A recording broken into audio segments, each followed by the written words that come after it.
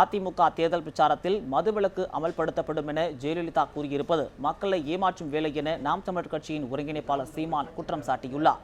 கோவை மேட்டுப்பாளையத்தில் நாம் தமிழர் கட்சி வேட்பாளர் அப்துல் வகாப்பை ஆதரித்து சீமான் பிரச்சாரம் மேற்கொண்டார். அப்போது பேசிய அவர், அதிமுக திமுக இரண்டு கட்சிகளும் ஊழல் கட்சிகள் எனவும் தமிழகத்தை சீரழித்து விட்டதாகவும் குற்றம் சாட்டினார். அதிமுக ஆட்சியில் நேர்மையான அதிகாரிகள் மாற்றம் செய்யப்பட்டதாகவும் சீமான் விமர்சித்தார். சசிபெருமாள் இறந்தபோது மதுக்கடைகளை மூடாத ஜெயலலிதா தற்போது தேர்தல் வந்ததும் மதுக்கடைகள் படிப்படியாக மூடப்படும் என தேர்தல் பிரச்சாரத்தில் சொல்வது மக்களை ஏமாற்றும் வேலை என தெரிவித்தார்.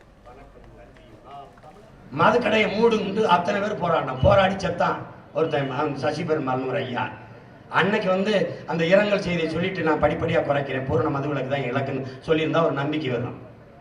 வாயை திறக்காம கடைசியா மாற்றி முடிஞ்சு இப்போ நான் படிப்படியா குறைக்கிறேன் அப்படின்னா அவர் ஐயா கலைஞர் என்னாலதான் மதுக்கடையை மூட முடியும். அவரு எனக்கு திறந்தது, அவரு சாவி அவர்கிட்ட தானே இருக்கும், அப்ப அவர் தானே மூட முடியும்.